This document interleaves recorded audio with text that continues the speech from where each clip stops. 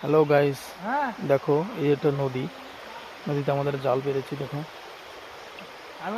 জাল, এটা বেন জাল বলে। জাল পেতেছিলাম রাত্রে রাত্রে জাল পেতেছিলাম গাইস।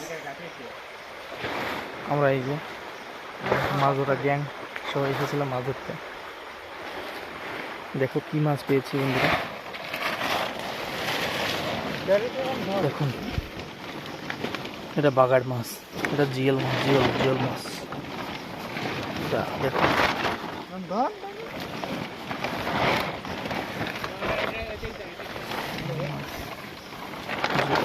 এটা হচ্ছে কি মাছ, কমেন্ট করে জানাবেন কি মাছ। মাছ